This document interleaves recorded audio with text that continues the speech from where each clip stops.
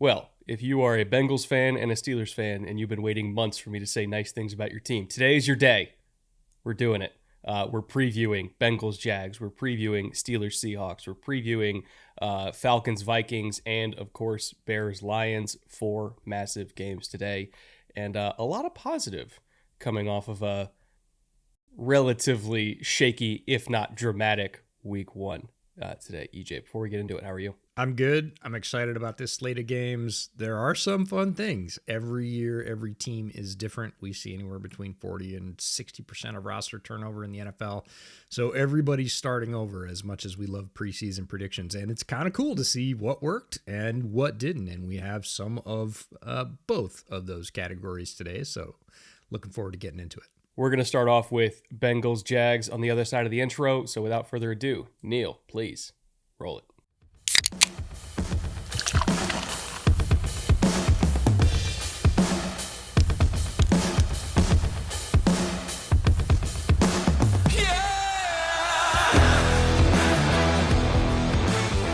Welcome to the Bootleg Football Podcast. I'm Brett Coleman. That's EJ Snyder. A bunch of good football to talk today. First game on the docket, Cincinnati, Jacksonville, battle between two former first overall picks. Two former first overall picks that are both coming off of not ideal week 1 debuts. We got the second game in the Liam Cohen tenure down there in Jacksonville. Second game of the Travis Hunter era. We have the second game of the Shamar Stewart era.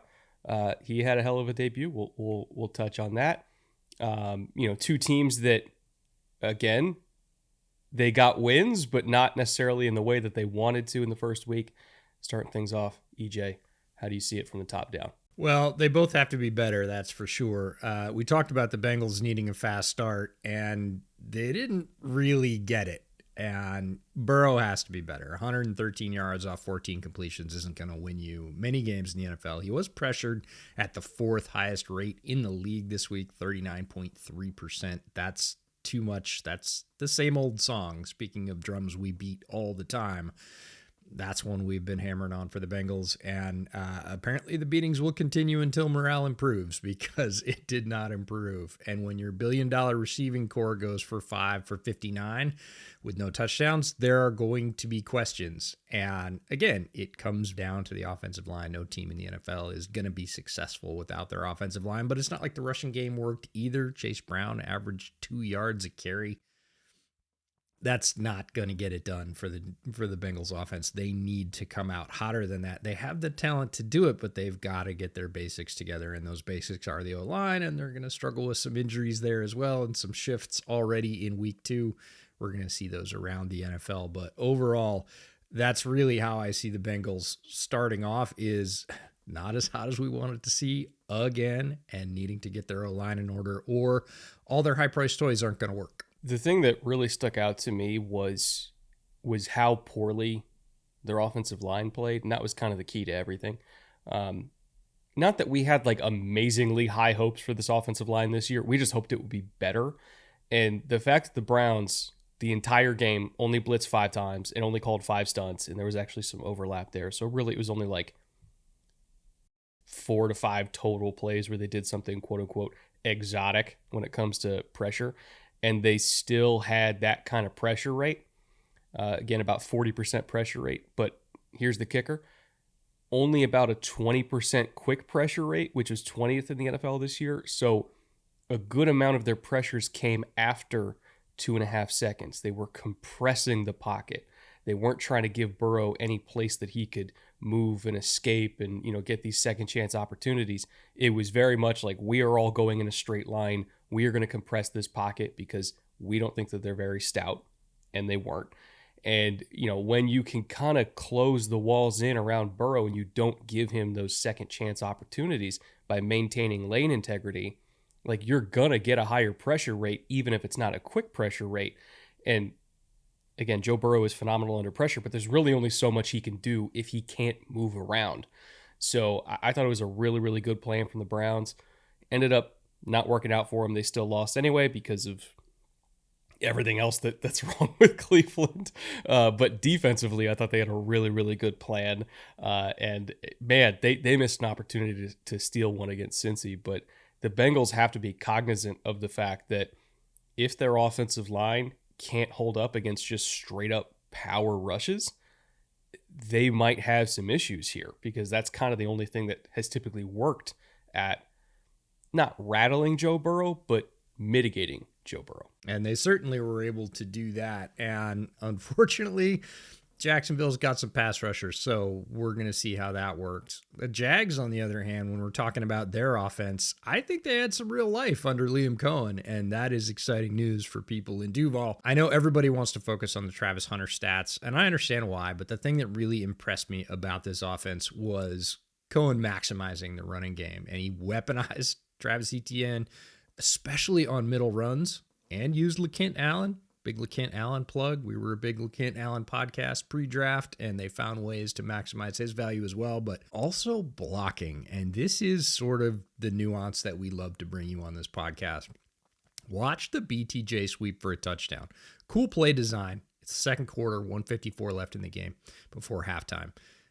Look at everybody from the Jags get to their blocks and finish them. Really impressive work, cohesive. It was an easy touchdown because everybody sealed on that side. Linemen were pulling, wide receivers had good blocks. Like, the whole team looked excited about blocking for the run. And that, to me, speaks volumes about where Liam Cohen has this team's offensive mindset early in the year. That's going to pay dividends for Jacksonville. Yeah, they traded Tank Bigsby after the game because they had 4 running backs. They didn't need 4 running backs. I noticed they started giving Allen snaps in like the middle of the first quarter, so clearly they believe in him as one of their rotational running backs, and they wanted to get him some real action, make sure he could handle it, and he did. So they traded Bigsby. We know that Liam Cohen is somebody who is not afraid to use as many running backs as humanly possible, especially in the receiving game. The one thing that I was really excited about seeing going into this game that I was actually very underwhelmed by for the Jags offense specifically was their screen game. Liam dialed up a lot of screens. They had the 3rd highest screen rate in the NFL in week 1. But something that, and this is my fault really, something I didn't take into account was it's actually harder to be a good screen game than you think, because it's not necessarily easy throws. Well, it is easier throws, but if you don't have a quarterback that can place screens well, as in putting it on the right shoulder, not making your guys jump, not making your guys have to try to catch it at an awkward height. Like the first one they dialed up, I think it was to BTJ. He kind of threw it like into the middle of his belly, so he didn't know if he had to go hands over or hands under, and it ended up being dropped. There was a couple batted down, and overall, I was watching Trevor Lawrence throw all these screens, and I was like, why does it look so different than when Baker Mayfield was running these? And it's like, oh, because Baker Mayfield's just more accurate. He placed them better. He helped his receivers get better running starts, and the timing of those screens worked out a lot better in Tampa because the ball placement was better. And that's something I really didn't take into account was screen designs, or rather, good screen designs are good screen designs, but if the quarterback isn't hitting the throws the way he's supposed to hit them, it kind of just ruins the whole thing. And I thought Trevor Lawrence really, really underperformed when it came to placing those throws. And down the field, he was better, I would say. He did, for whatever reason, the first play of the game, he's like, let's take a far hash shot to BTJ when the corner was right there, and he underthrew it, and he got away with frankly, a bad throw. Should have been picked off, wasn't picked off. And then he threw a pick later in the game, although that one was really more just like crazy DB play than an outright bad throw, but still, like, he was spotty with accuracy down the field. He had a few nice throws in the day, but I was very, very underwhelmed by Lawrence, and I actually found his tape a lot more problematic than Burrow's tape. I know Burrow's getting killed this week, but Burrow I thought was more a product of just really poor offensive line play and getting absolutely no help from the run game whatsoever.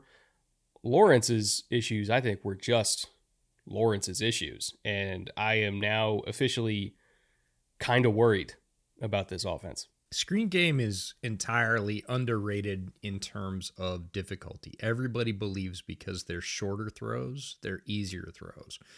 and they're not. They need to be quick throws. The window that you need to throw them into, which sounds weird when you're talking about a screen, which is usually an uncontested throw behind the line, is smaller sometimes than the window that you get to throw into downfield. And it has to be fast. It has to be on target. And if it's not, it really does blow the whole play up, because if your guy can't take off running right away, it is not going to be an effective play, and you are going to get negative plays out of the screen game, which you really can't afford. You're going to have those defensive backs breaking on the ball as your guy reaches back behind his hip, and then he's going to blow it up, and it's kind of over. And we saw that in the Monday night game with Caleb Williams in the third quarter. He, didn't set his feet, dirted a screen almost. DeAndre Swift had to reach down and behind him. By the time he sort of recovered, play was over.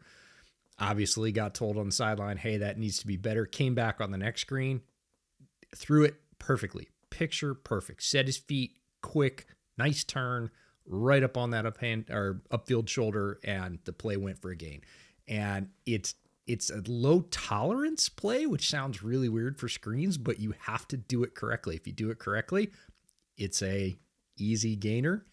If you do it incorrectly and your offense is depending on that, it's not great. And a lot of what you said about Trevor's performance was unevenness, because he had some vintage Trevor ropes down the field. And that's what people love to concentrate on.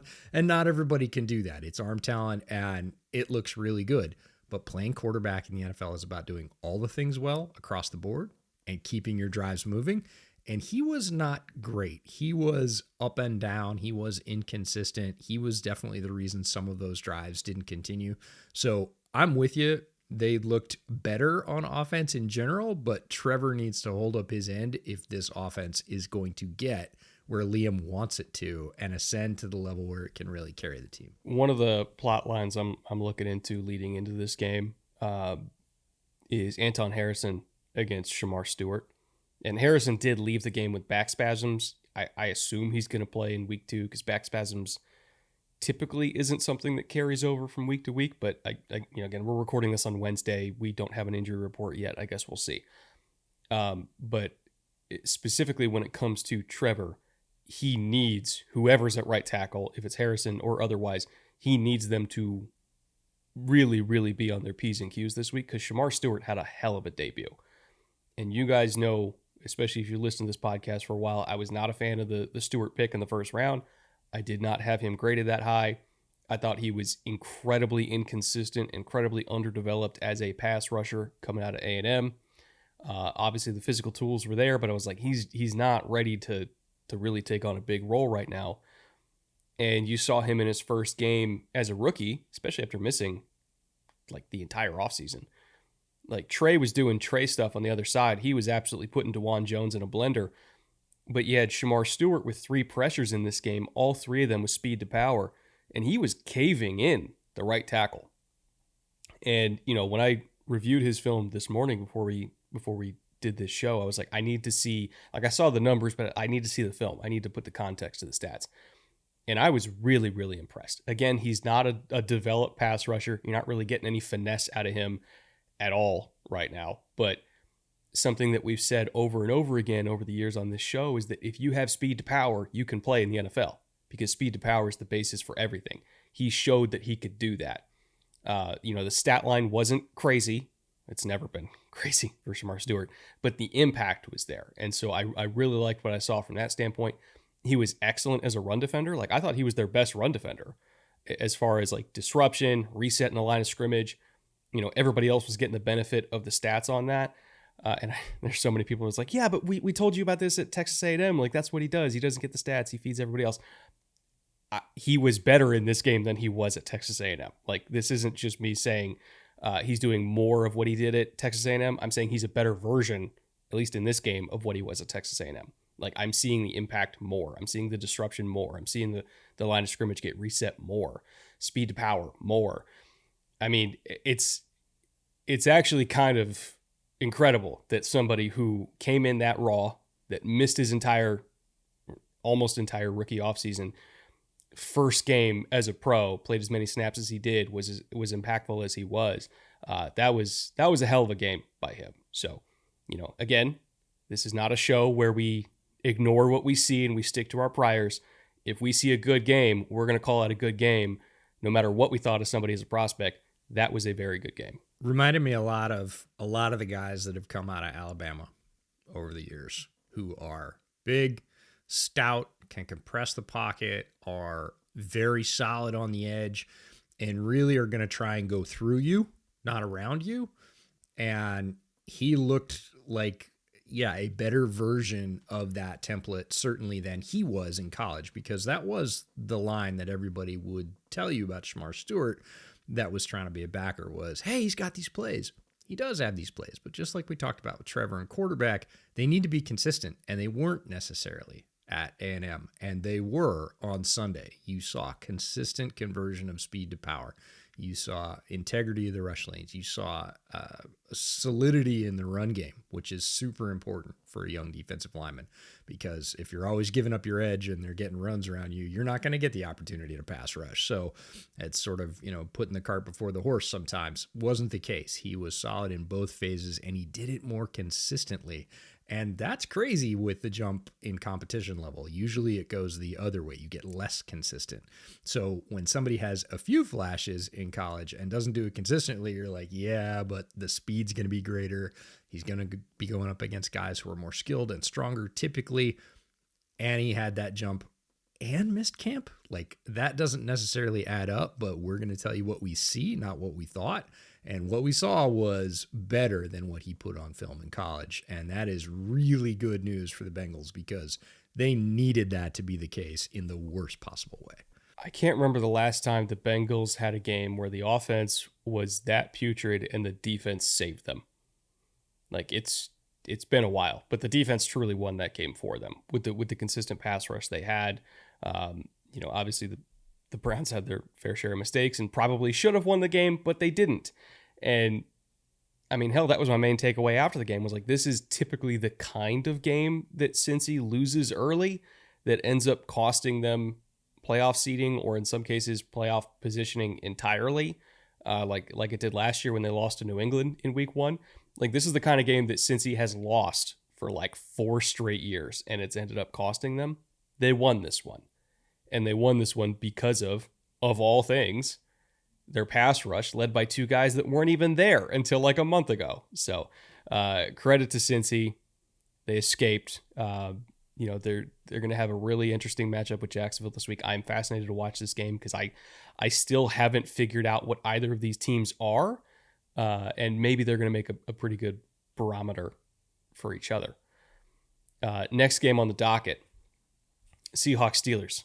Speaking of not knowing what either of these teams are yet. We touched on the Steelers a little bit in the recap episode, the short version for those of you that didn't catch that one. They couldn't stop the run. Pittsburgh, that is. They couldn't stop the run. The Jets ran all over them. Justin Fields had a really nice day. He navigated the pocket really well, despite the Steelers having the 3rd highest blitz rate. Like, they brought pressure consistently and just couldn't finish in the backfield. TJ Watt, had a nice day in run defense, especially chasing down runs from the backside. He had a few TFLs that way, because anybody using TJ Watt as the read man, I'm not sure what you're thinking. Like, he's still too quick to be the unblocked defender on the backside of zone. But Jets tried it and it failed. But as a pass rusher, TJ had a long day against Armand Membu. There's no other way to say it. He did. And so if you're not, if you're relying on essentially Alex Highsmith for all of your pass rush against Olu Fashanu, and your run defense only works when TJ is unblocked in the backfield, as the read man, because Keanu Benton and Loudermilk are getting their doors blown off by the Jets' right side of the line, you're going to have a long day defensively, and they had a long day defensively. On the flip side, their offensive line, the Steelers' offensive line, was also really poor, specifically Broderick Jones. He killed probably 3-4 drives by himself. And, Aaron did the best he could with what he had, which was 0 run game, like literally 0 run game, and not a whole lot of time in the pocket because of Broderick Jones. And, you're looking at all the things that went wrong for this team offensively and defensively, and you're like, there's no way they won that game. Like, they probably got blown out. And they didn't. They actually won. And they won because Aaron Rodgers had a phenomenal day. And Arthur Smith, I thought also, considering what he was dealing with, had a really good day. So that in itself should give Steelers fans hope of like, we played our worst possible game around Aaron Rodgers and still won. We're going to be okay. But that doesn't really, I'm going to be careful with how I word this. I still recognize what I saw, right? Which was piss poor play in the trenches, which was a very old quarterback who can't move anymore. No run game, up and down defense. They're praying to God that Derek Harmon's going to come back soon. Like, there's real flaws here. There is real issues here. And I don't know how many games you can consistently ask a quarterback in the age bracket that Aaron Rodgers is to bail you out, right? Like, I think Steelers fans can be happy that they won, but we're talking about sustainability here. Is this a sustainable operation right now? It's not, to me. If Derek Harmon comes back and he makes the run defense all better by himself, great. They need that. If they're getting more out of Calvin Austin, awesome. They need that. Like, there is a path to this team being really good, but boy, the film was shaky as shit in week one. So I'm on both sides of this thing right now. It's like, I recognize that it worked. I don't think it's going to work very often. And especially against a team like Seattle that is highly talented and probably should have won week one and didn't win week one. I have my reservations about this. Yeah, week one was week one-ing really hard in both of the previous games for the teams in this one. And Hawks got good pressure on the passer last week. They were fifth best pressure rate in week one, which is really good news for the Hawks going forward. That's something they're going to be able to lean on their defense and establish an identity from. But they'll need to keep it up because Rodgers got the sixth lowest pressure rate. But when they got to him, if you were watching that film, the Jets absolutely crushed him. And when we're talking about sustainability for a 41-year-old quarterback, again, they didn't get to him that often, but when they got to him, they hit him, and usually sort of high-low twice at once, and he's not going to be able to sustain that kind of pressure. So it might be that week one was a little bit of a mirage here, and we're going to see that against a better Hawks pass rush overall, and Pittsburgh's going to have to figure some things out on that offensive line. Good news is shutting down the run for the Seahawks should be doable because Pitt's run blocking, as you mentioned, was awful in week one and lackluster. Jalen Warren only averaged 3.4 yards a carry, and they only tried it 11 times because it was going nowhere. So Arthur Smith wisely just said, we're going to pivot and do something else, but that's not really going to work against the Hawks. If they can shut the run down immediately and bring a higher pressure rate against Rodgers, we could see a very different result in this one because he's not going to have those clear throwing lanes that he had in week one. And we're not going to see those throwback moments where he just looks like he can still stand there and flick it. If they get to him, pressure him, hit him early, this could be a very, very different game. When we're talking about the Seahawks offense, this is probably the most bonkers stat of the week that I've found so far, which is saying a lot in week one because there were some doozies. Darnold had 150 yards passing, and 124 of them were to JSN. I mean, as a he's target share easily the number one. Yeah, it would be nice if there was a number two, and that's, we're going to have to see. Bobo's questionable in this one. Kupp didn't look like he was providing a whole lot. Maybe it's Horton. We'll see, but they're going to have to come up with something because, again, if you are the Steelers secondary, you're a little dinged up, but you are still incredibly dangerous. And if you can basically say double JSN no matter where he goes and see if they can beat us elsewhere, they couldn't in week one. Not saying they won't adjust in week two, but that's not sustainable for the Hawks side either. So when you get into it, line play is going to be really big in this one. Steelers are going to have to stop Zach Charbonnet. He's clearly the number one if we're talking about number ones in that backfield. And they struggled against the athletic interior of the Jets O-line, and they're going to see a lot more of that from the Hawks. With the Hawks remade line, they have some very athletic blockers. didn't show it quite as much as they wanted to in week one, but they certainly weren't as bad as the Steelers. And they're going to see some guys who are fired up to push them off the ball. And Zach Charbonnet is going to come behind them with his bowling ball style, and they're going to have to knock it down. And their interior, the Steelers' interior, was not up to that task in week one. So the Hawks could establish a foothold here really quickly. If they're successful on runs and they get a good pass rush on defense against Rodgers, they could get out to a lead in this one. For context, by the way, the Jets averaged 8.2 yards per play on first down, and a lot of those were runs. Like, they were getting explosives on first down with Breece Hall. So they just need Derek Harmon back really, really, really badly. Another aspect I want to hit, well, two aspects I want to hit on the Steelers offense against the Hawks defense, which to me is the more interesting matchup of the two. If you're looking at the Steelers run game, because of the existence of Broderick Jones, they were very left-handed. 71% of all their runs for the Steelers, which again, not that many, but 71% went to the left side. And Rodgers, 3 of his 4 touchdowns were on boots where they faked a run to the left from under center and then booted out to the right. They had 0 boots to the left, which I also found interesting. Every single under center run also went to the left, which probably contributed to the defense biting on it so hard, when they got those 3 touchdowns. But the wrinkle here for the Steelers specifically is the Seahawks had the 3rd highest blitz rate in the NFL in week 1 against under center looks. And they played against another under center heavy offense historically in Kyle Shanahan. And they tend to blitz, Mike McDonald tends to blitz against under center because he's cognizant of the outside zone game. He is cognizant of the boot game. And, one of his favorite answers for that is sending extra bodies off the edge so that one can handle the quarterback, everybody else is playing the running back.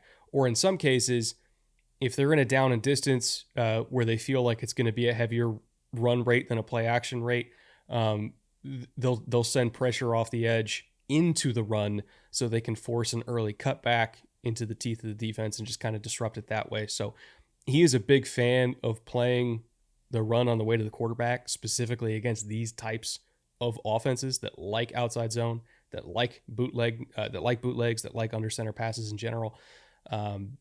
So how Arthur Smith handles that, I am very interested in seeing, specifically with a quarterback that can't move, right? Like if you get him dead to rights, he's not going to shake you.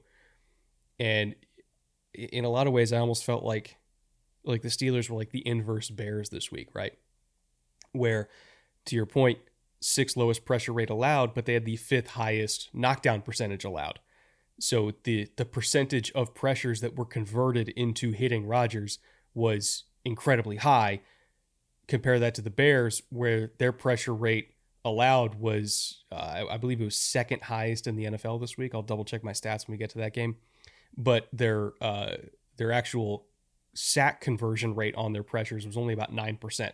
Like they were bottom 10 in the NFL this year, or in the NFL in week 1. So, whereas the Vikings would get home, but they couldn't get Caleb on the ground, the Steelers were allowing the Jets not to get home, but when the Jets got home, they got Rodgers on the ground. So that's just a function of age and lack of mobility. If the Seahawks can tee him up, there's nowhere for him to go.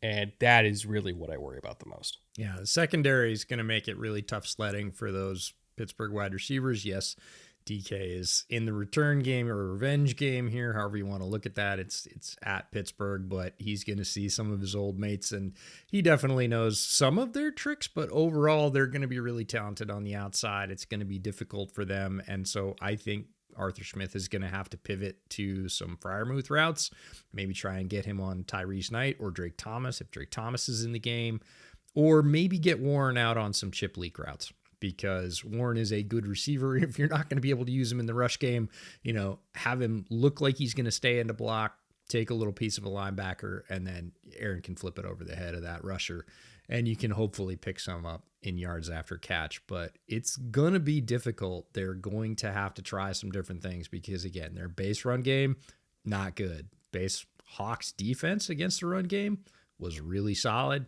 That's not a good matchup if you're looking at where to put the check marks in this one. And then, hey, we're going to go to the outside receivers. Well, you're going to see more pass rush. You've got a talented secondary.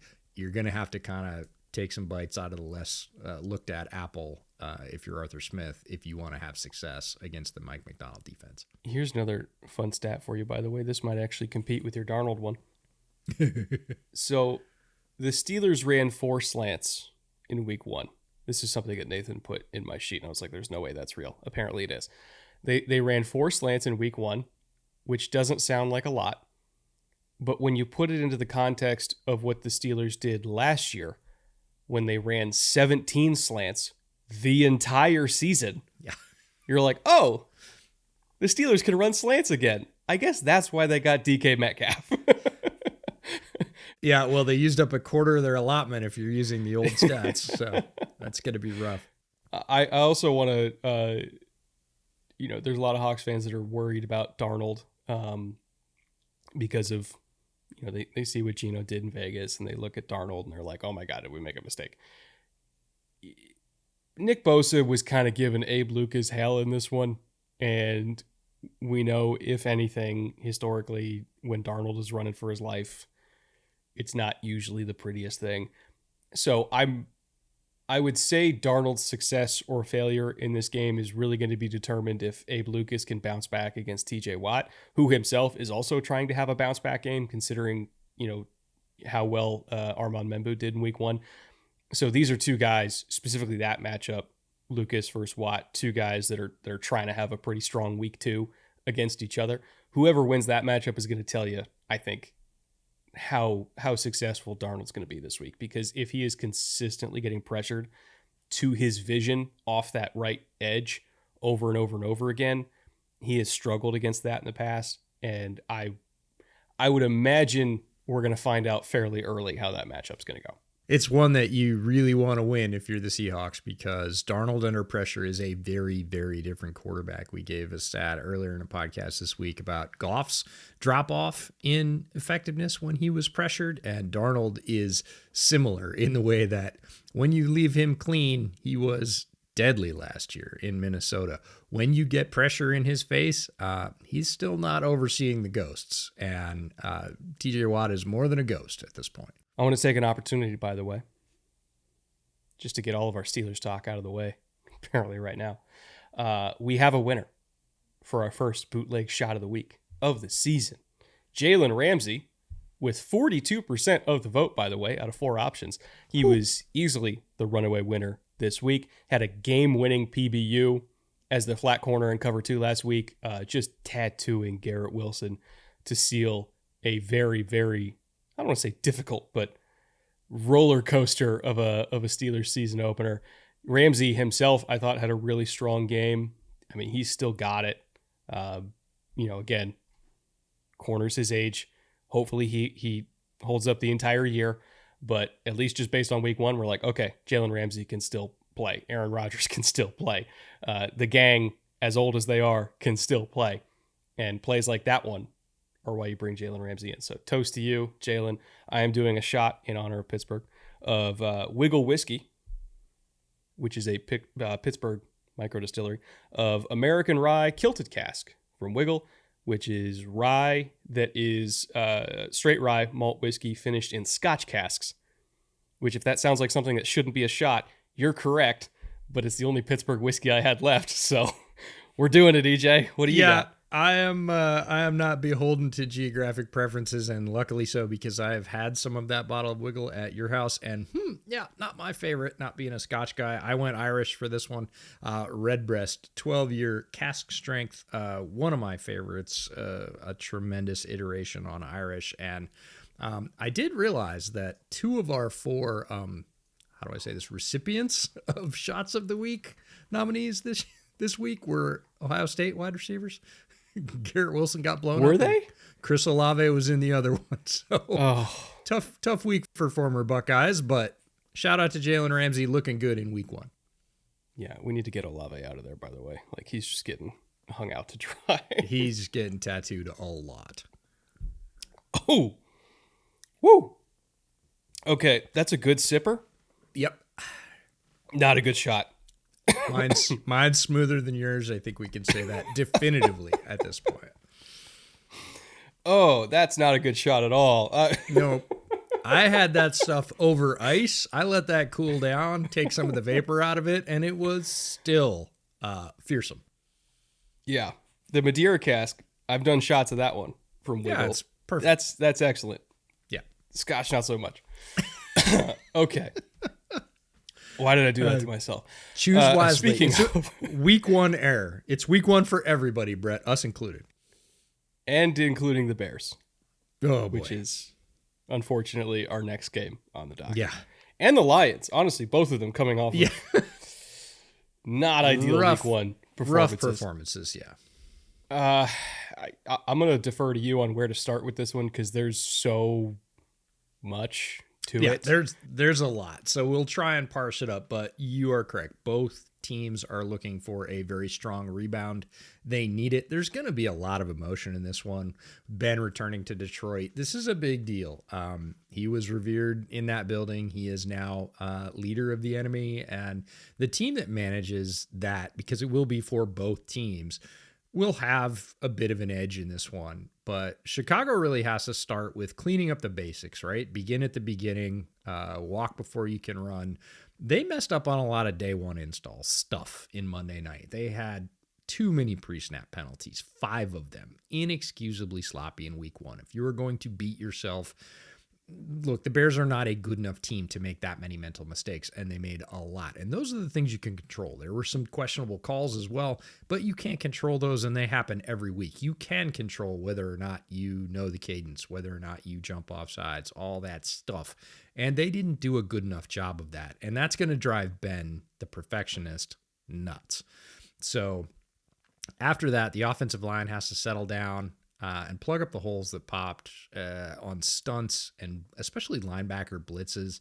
Caleb was pressured at the 6th highest rate in week 1. He was running for his life. And if he hadn't made a bunch of wild escapes, and I mean wild escapes, that would have been a 6 or 7 sack game versus Flores' blitz-heavy scheme. When I say blitz-heavy scheme, it was over 50% in the second half. He lit his hair on fire, if he had any, and just went after Caleb. It was like, no, damn the horses, forget it. We're going. We're gonna light him up in the second half, and they did. And he got out of a lot of those. If you're talking about, I would say most quarterbacks in the NFL, all but a handful of, say, 8 or 9 guys, you're talking about a 6 or 7 sack performance. And a lot of that was on the offensive line. They were not cohesive. The talent level is increased, but offensive line is about 5 guys playing as one. And they didn't do a great job of that. Jonah Jackson had a really rough debut. Braxton Jones is still coming back up to strength. When you have 2 guys that are letting folks through, the other linemen are counting on them to hold their assignments, and when they don't, you're getting immediate pressure in the A-gaps. No offense is going to work when that's the case, so they've really got to begin with the basics. Make sure you don't jump off sides. Get your pre-snap routine in general ironed out, and then make sure that offensive line is playing together. If they don't, this could be a very long day because the Detroit front is talented, and they're going to be able to bring pressure in a different way than Minnesota, but at a similar rate, I would say, if you don't have that front lined up. So that's really where they have to start. The good news is they did show the running game getting going. They didn't in the first half, and that's worrisome, especially worrisome because that is a cornerstone of Ben's attack. He needs the rushing game to work behind a strong offensive line. In the third quarter, before they got that phantom holding call on Darnell Wright, they were moving in that drive. They were leaning on the opposing defense. They were establishing their will as an offense, running the football. And that is super duper important for this team because of who Ben is and how he likes to operate. So they showed they can do it. They're going to have to sort of look at the film on that and say, hey, this is where we need to start versus Detroit. And if they do, they're going to establish a base for this offense that's going to be a lot easier to work from than what they gave themselves on Monday night. You mentioned the pre-snap routine or pre-snap operation needs to get cleaned up, and that's where I want to start with it. Because I think multiple things are true, and this is what really bothers me about a lot of current mainstream sports media, is it's all or nothing, right? It's either Caleb had a bad day or, McCarthy had a great day, and we can't acknowledge the things that McCarthy messed up while also acknowledging the things that Caleb did well. Why can't we talk about both? Why can't we talk with nuance about both of these young quarterbacks and acknowledge the difficulties as well as the strengths, the misses, as well as the good plays? Like, these are two very young quarterbacks still, like extremely young quarterbacks. It's not all going to be good and it's not all going to be bad. So we should talk about both, right? And yes, Caleb had 9 off-target incompletions, most of the NFL by far in week 1. He was not accurate. And also, yes, they probably would have given up 8 sacks if it wasn't for him, because his offensive line did not have a good day. You had Dahlman missing twists. You had tackles getting caved in. The interior D-line for the Vikings was tearing these guys to pieces. The additions of Allen and Hargrave, like, they couldn't block these guys. It just is what it is. They couldn't block them. And Caleb, people are like, oh, well, he's holding the ball too long. It's like, well, also nothing was open. So it's like they were great on the back end. They were great on the front end. Like, this might be the best defense in football. And Flores was a fucking psychopath the entire night and was just blitzing and blitzing and blitzing. Like, the fact that he didn't get torn in half by halfway through the game is impressive to me. So we can acknowledge that Caleb saved them from having a much worse night, while also acknowledging that he might have cost them to win by missing some really crucial throws down the field, especially when he was running around. Those two things are true. What is also true is that the operation, the pre-snap operation, to your point, needs to get faster. It absolutely needs to get faster. In fact, they were the 6th lowest play clock remaining on average this week at only 6.7 seconds. That tells you that either the play calls were coming in too late or Caleb was taking too long to spit them out. And this was not just because, okay, we're using a bunch of motion pre-snap and that's going to take up more of the clock. Like, nope, they were 25th in motion rate, not a whole lot of motion used. And it's like, okay, but they were also ahead for a lot, so they're going to bleed clock. Nope. 6.7 seconds was also the same clock that was on average when they were trailing. The operation took too long, like way too long, and that is on the quarterback. So I acknowledge it could have been much worse if this was like a Trubisky game or an early career Fields game, but it also should have been way better. And you see the value of Goff in this offense last year with how the operation stuff was handled compared to the inexperience of Caleb. And you also see the value of Caleb's mobility compared to Goff, who is a statue. Like that yesterday's game was the kind of game where Goff would have taken 10 sacks. So I think that there's nuance here. You need to acknowledge the good and the bad so we can have a productive discussion about it. But at the same time, the overarching point is it has to be better this week. It just does. 100% it has to be better. And I really feel like, and this is something I said on Bear Era this week, Caleb is fighting the shoulds here. Should be better. He had this turn down. He had this miss. I'm here to tell you, folks, yes, he had more off-target incompletions than anybody else. And that part does need to be better. But also, nobody in this league is perfect. You will see Mahomes turn down throws. You will see Joe Burrow with misses. Less, for sure, but they do it. And it has always happened for high-level quarterbacks that have had success. You look at Goff. Goff had a very similar game in week 1 to Caleb, but Goff has achieved a lot more in his career, and he is also much more veteran. It took years and a team change for Goff to become Goff. And I think people were expecting Caleb was going to be Jared Goff in week 1 of year 2 on his 4th offensive coordinator. Like, that's not going to happen, folks. Like, it even took Goff a long time to get there. So it's not that he won't get there. It's that he's not there now, and it is frustrating to see open receivers running down the field. Heck, he missed Rome Odunze on like the 3rd or 4th pass play of the game on a post play.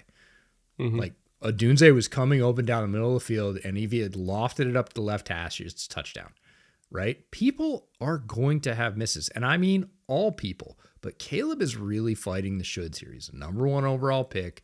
He's got the best play caller in the game now as his head coach, and everybody thought it was automatically going to be great. And it was not terrible. Like, if you look at Caleb's stats, over 200 yards, like threw some real touchdowns, not in garbage time, that were good throws, escapability, added run game stuff. All that stuff is good. It's not great. And could it be better? Of course. He missed a lot of throws, and in the second half, he stalled out a lot of drives. This is not excuses, but you would have thought that he had, gone out in front of Soldier Field and lit the Bears flag on fire. Like, he didn't have a terrible game. He didn't have a perfect game. He was somewhere in the middle, but we are literally talking about a week 1 start under Ben Johnson after one off season. And forget the rest of the stuff, because that was Shane Waldron, Thomas Brown, like all the other stuff. Not great. We're trying to unmake some bad habits here. And his offensive line was in no way perfect. So the people that are burning him down and ready to like throw the baby out with the bathwater, I literally know Chicago fans are like, who are we drafting? And I'm like, hold up. You have a very talented quarterback. You have a very talented play caller. It did not look perfect in week 1. It's not going to. Give it a little bit. I'm not saying he's great and he deserves a pass. I'm not saying he is awful, for sure. Again, there's nuance here. There's talent. And there are plays that very few other quarterbacks are going to make. That completion he had to roam down the sideline while he was literally horizontal in the air, that was a 20-plus yarder. Very few quarterbacks in the league are going to make that throw. And Caleb brings you that. He brings you his legs. And yes, he needs to clean up the basics, just like we said about Trevor early in the podcast. Need to be consistent, right? That is what playing quarterback in the NFL is. He showed some good things. He showed some improvement. He showed some movement. He showed a lot of things he still needs to work on. Doesn't mean it's over. Doesn't mean he's terrible. But yeah, he's got to be better. And Ben knows it. And so does everybody else. But, you can point fingers at the offensive line right away and say, well, start with you guys, and I'll get better after that. I'm also going to point fingers at the Lions' offensive line in some ways. Yes. In a lot of ways, these two teams are going through it together right now as far as offensive line issues. We talked about it in the recap show. The new look interior trio for Detroit had a really, really rough game in week 1. I'm trying to remember the exact stat, but the Lions running backs combined for 20 carries, and 2 of them were considered quote unquote successful, which is defined as it's like first down. I think you need at least 4 yards to have it be a successful run. Second down, I think you have to get at least 3. I'm trying to remember the exact rate, but it's like, does your run statistically make it more likely that you're going to pick up a first down? That's what is considered successful or not. They had a 10% success rate in the run game, just to simplify the nerd shit. That's not good, EJ. that is really, really not good. This Lions running game was unrecognizable. And why I say that, Gibbs and Montgomery both averaged 2.2 yards a carry. Just for context, last year, that's 39% of the 5.6 yards per carry that Gibbs averaged. If you're getting less than 40% of what you typically got off runs, your offense is going to be very different. And yes, the rebuilt offensive line in Detroit is still figuring it out. Is it terrible? No. I mean, it was in week 1. Is it going to be for the whole season? No. But can they get it done if that continues? If they average 2.2 yards a rush with all the talent they have on their offense? No, that is not sustainable from a Detroit perspective. Is it fair to say that just whichever offensive line plays better in this game, that team wins? Because that feels like the source of the issue for both of these teams right now. And we know that Goff, when he's not even just not pressured, but just has like a reasonable amount of pressure, he is one of the better quarterbacks in the league. Like, they still have weapons. We know that the Bears, at least based off the week 1 sample size, like Dennis Allen is going to play a lot of man coverage. He always played a lot of man in New Orleans. His 2 most called coverages against the Vikings were 0 and cover 1. So there's going to be man-to-man opportunities for J-Mo and Amon-Ra and Laporta and Gibbs. Like, they're going to give you opportunities to beat them in these matchups. It's just, can Goff survive long enough to get them the ball? If this offensive line plays even like half decent, Detroit probably wins. And at the same time, if the Bears offensive line plays even half decent and can run the ball and can give Caleb a little bit of time, they probably win too. So it's such a cliche, but like whichever offensive line plays better, that team probably wins. I don't think it's a cliche, and there are pluses and minuses for both teams on both sides. They're going to go back to the film and say, hey, this is where we made mistakes. This is where our rebuilt offensive line, in both cases, didn't communicate the way it needed to, didn't prop each other up, right? The best offensive lines are going to make up for others' mistakes along the line so that they don't show up in the stat sheet. Neither team did that in week one. But, pressure Jared Goff is still really good, but he's really good in a stats-friendly way and not really good in an impact way. He's still pretty effective, but it is a high completion percentage on very short throws. He had a 5.8 yard completion average in week one. He was under a lot of pressure. He made the dump off, but that's going to kill your offense. And that's the whole point of bringing pressure. And at the same time, like, the Bears offensive line needs to be better. We talked about that, but the good news for the Bears in this one is they too created some pressure with 4, which, I don't know, sun shining down, clouds opening up. Like, Javon Dexter looked really good. Dio had an incredible first half, both versus the run and the pass. That's not something the Bears have been able to count on.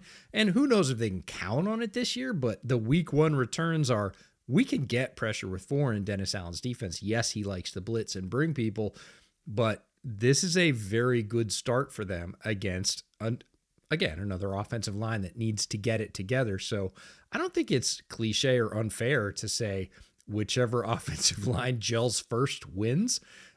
We'll see, but there was good things for both teams, but neither one of them played a good game, if that makes sense. Final game on the docket, the other side of that Monday night coin, Falcons Vikings. Well, at least half of the other side of that Monday night coin, a quarter of the other side. Yeah, you know what I mean. The other team. I'm not sure I do, but that's okay. Keep going. It's fun. JJ McCarthy coming off a positively heroic second half effort. Led a comeback win against a division rival on the road in primetime in the first football that he's played, at least real football that he started in I think it was like over 600 days, I think it was the stat. We got one preseason game before he got injured last year, so it's been a while since he like truly played football. And you could tell in the first half, like, he was, again, the theme of the day is being fair, right? He was very, very slow in the first half. Slow in the sense that he just wasn't seeing things quickly. Not that it was exotic. Like, again, the two most common coverages called were just 0 and cover 1. It was we're either blitzing with man or we're rushing forward with man, but either way we're playing man. And it felt like he was second guessing himself. It felt like he wasn't sure what he was seeing pre-snap, even though it always just ended up in the same two coverages, generally speaking. Like, sometimes they mixed it up and played cover 3. Ooh, but like, generally speaking, it was the same thing over and over again. It's just they dressed it up pre-snap, and he didn't know what he was looking at. He was very slow to process. He looked all out of sorts, right? He looked like a guy who hadn't played football in a long time. And then in the second half, his offensive line, they were able to run the ball, which helped a lot too. But also I think KOC got with him at halftime and was like, you're getting one-on-one matchups. Like, you just have to hang in there and rip it. Like, you have Justin Jefferson. You have the best receiver in the world. You've got tight ends. You got running backs that can catch. Like, you have weapons. You have matchups. Just throw the ball. And, I have infinite respect for JJ McCarthy for just hanging in there and not breaking and trusting himself to just play football in the second half. They were not doing anything differently defensively in the second half. In fact, their pressure rate went up in the second half, believe it or not. It's just he was a hell of a lot more confident and just let it rip. And And you almost saw like the birth of a starting quarterback before our very eyes when he realized like, oh yeah, I can still do this. Like I can still point and shoot. I've got a great arm. Like he really does have a great arm. He's like, I can survive against pressure. I'm mobile. Like it's just, you saw that confidence flood back in that was not there in the first and second quarter. And, it's the most clear example I've seen in a long time of a football player literally and figuratively shaking off the rust.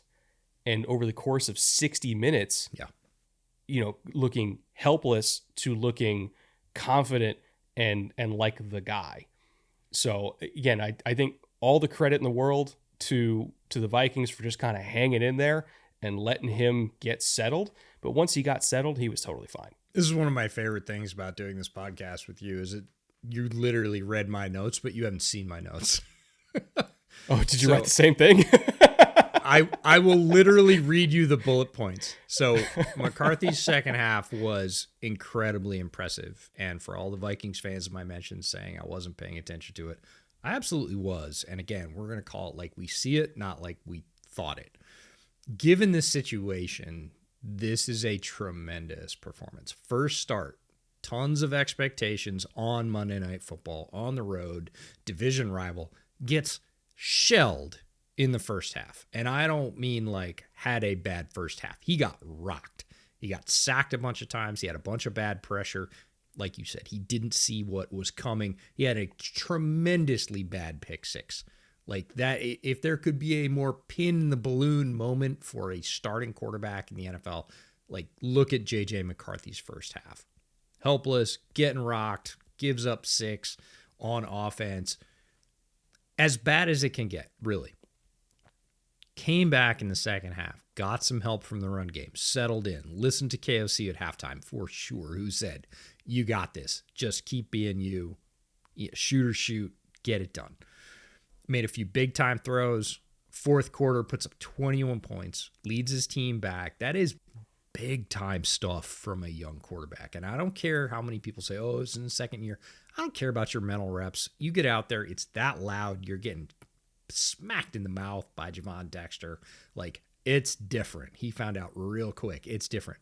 But he settled and rallied and led his team back. Road win, week 1, first start ever. Super impressive stuff. Cannot be underrated. And I love what you said about the birth of a starting quarterback before our eyes. Like, everybody in that locker room was like, yep, we're okay. Did you hear the story? I can't remember if it was Jefferson who said it or somebody else in the Vikings. One of the Vikings players said it, that in the third quarter when they were down, McCarthy came into the huddle and asked everybody, is there anywhere else you'd rather be right now?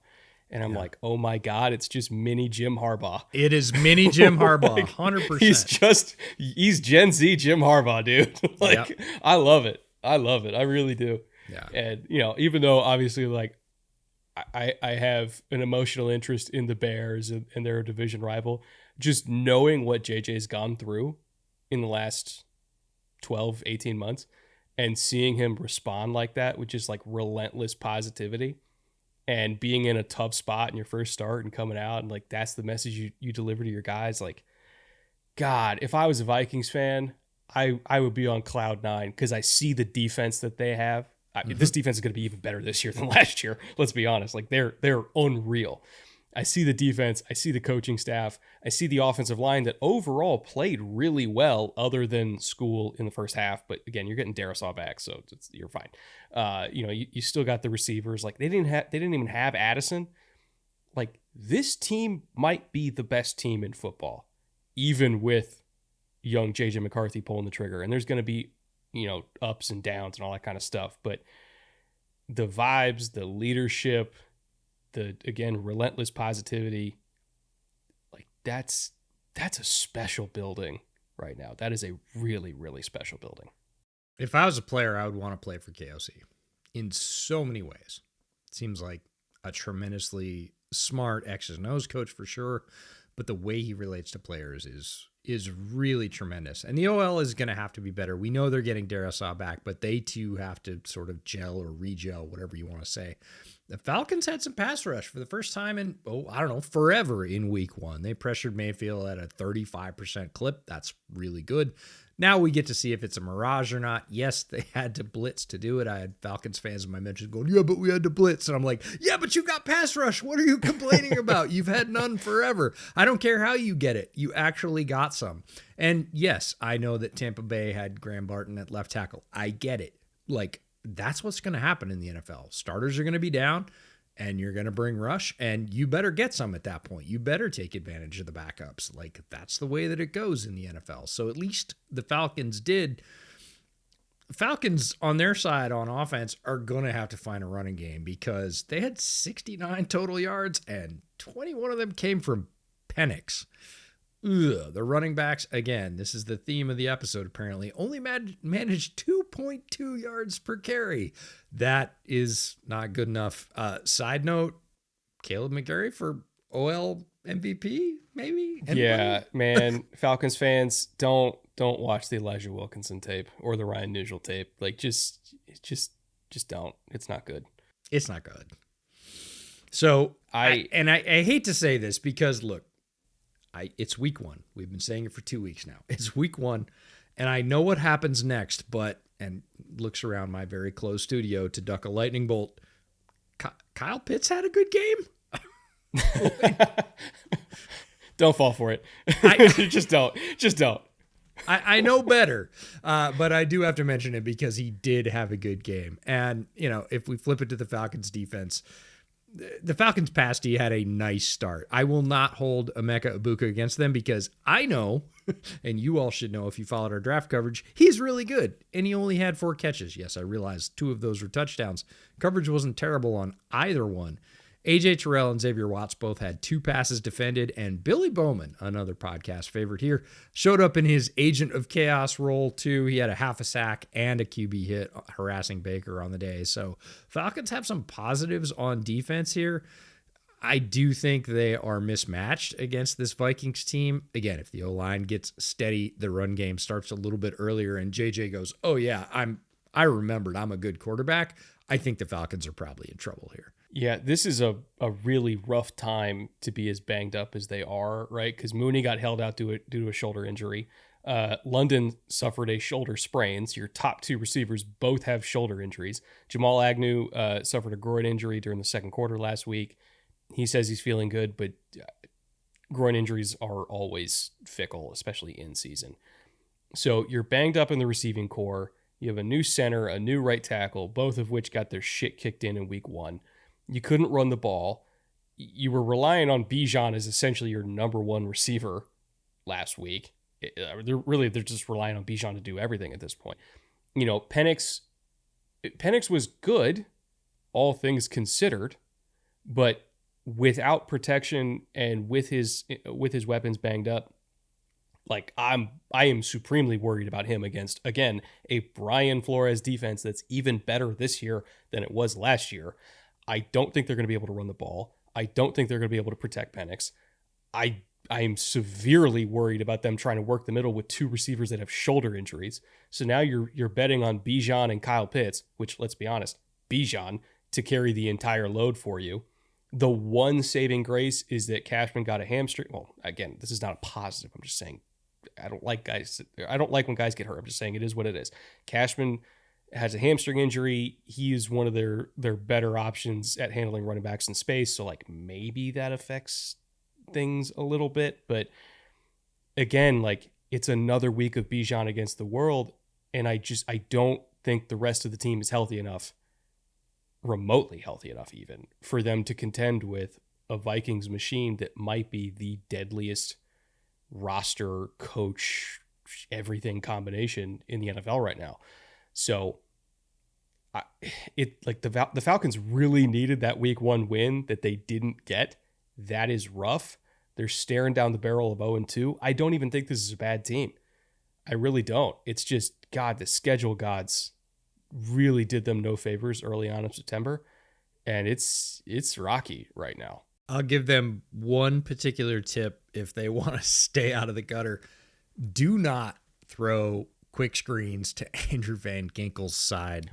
Why do people still do that, dude? I don't know. Like, he is the most dialed at doing that, I would say, in the NFL. And there are a lot of guys, a lot of corners, a lot of defensive backs, a lot of safeties who play up around the line, stars, whatever you want to call them, that are very good at that, disrupting the screen. I don't think there's anybody better than Andrew Van Ginkel. Like, stop it. If you call a screen and he lines up on that side, get out of the play. Like, get out of the play. It's going for negative yards or getting knocked down. Like, just don't do it anymore. So, if Zach Robinson is there, and I would just give Penix the check. If Van Ginkel lines up on your screen side and it's like middle screen or anything to slot, like, nope, just we're doing a run. I don't care if we get 1 yard out of it. It'll be better than what happens over there. Yeah, I genuinely feel for Falcons fans because, like, I think that this team is going to end up with a better record than what their September record's going to be. It's just everything that could have possibly gone wrong has gone wrong so far, and it's unfortunate. I really do think that this team is just stone cold unlucky. Whereas the Vikings might be the opposite, contrary to what Vikings fans think. Like, they've had a horseshoe shoved up their ass the last couple of years. So we'll see. But I do anticipate a Vikings win here. I forgot to get your picks for the rest of the slate. I assume you're also picking Minnesota. I think Minnesota in this one is probably easier to pick than anything else. I like your pick in Bears-Lions, which is whichever O-line works better, that team wins. Certainly the Lions have more experience. The Bears are trying to establish that. But there's a lot of motivation on both sides. That's the one if you were giving me a pass on which one I don't want to pick this week, it would be Bears-Lions. I think that's probably the most even matchup. Seahawks-Steelers, I'll take Seahawks. I know they're on the road, but I liked a lot of the positives. I know that a lot of Seahawks fans are going to concentrate on the negative things. There were serious signs of hope in areas that really matter in NFL football in week one. And we know that Mike Mack can, rally the troops really well down the stretch. He did last year as well. Bengals, Jags. Ooh. That's the hardest one of the week, honestly. I still think Bears-Lions is more even, but I'm going to go Jags. It feels odd, but there were a couple things. One, I'll give you one on offense and one on defense that I really like that, again, people should be paying more attention to, but they're not. Josh Hines-Allen, 7 pressures, tied for 3rd in the NFL in week 1. He gets ignored because he plays in Jacksonville, no doubt about it. If he played in New York City or Los Angeles or Chicago or Dallas, he would get a lot more press. He is so good. And then I know Hunter Long scored, but like Brenton Strange had some nice chunk plays, and he was doing it at the end of last year as well. He's picking right up where he left off. He had 4 catches on 4 targets with a long of 24. Those are good things. Kind of obviously Josh Hines-Allen is a key piece for them on defense, but Brenton Strange, like everybody's BTJ or he's Travis Hunter, and after week 1 it's ETN, and of course everybody's always looking at Trevor like Brenton Strange was Evan Ingram's moving on. They let Evan Ingram move on because they were pretty confident that Brenton Strange was going to pick it up. So I'm going to say that a few more pieces are going to come together for the Jaguars, and they're going to take down the Bengals, which would be a bummer for the Bengals because, again, fast starts would be good in Cincinnati. I'm going to go the opposite way on a few of those. Again, I picked Minnesota in the last one. I'll go Bengals because I see Trevor is just so shaky right now, and especially compared to like what we know Joe Burrow is. There's a lot of issues that I have with Cincy and their roster construction, but at the end of the day, you got Chase, you got T, you got Joe. You have an edge duo that apparently is ready to rock and roll. That should be enough here. So I'll go Bengals. I'll go Steelers as well because this just smells like one of those games where like the matchup doesn't look pretty, but TJ Watt does TJ Watt stuff against Abe Lucas.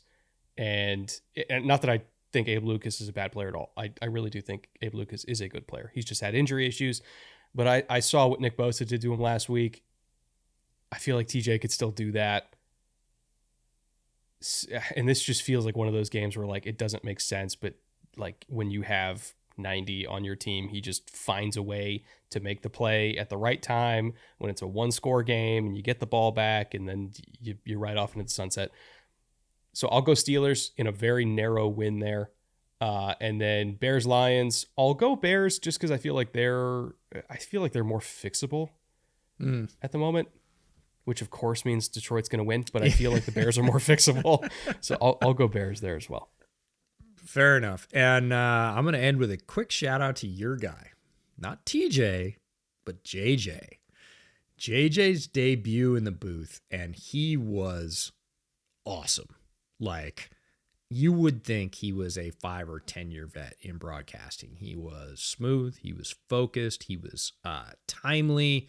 He was appropriate. Like, he, really, I think, brought depth, which is what a Keller guy should be doing.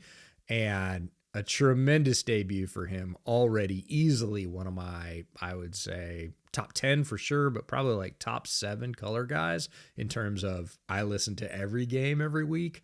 And listening to him in his first game, I was like, is this really game 1 for him? Again, sounds like a 5 or 10 year vet in the booth, which is, it's hard work. I know a lot of people don't think it is. Listen to other former players who have been in the booth for a long time, and he has easily passed many of them in week 1. So shout out to JJ.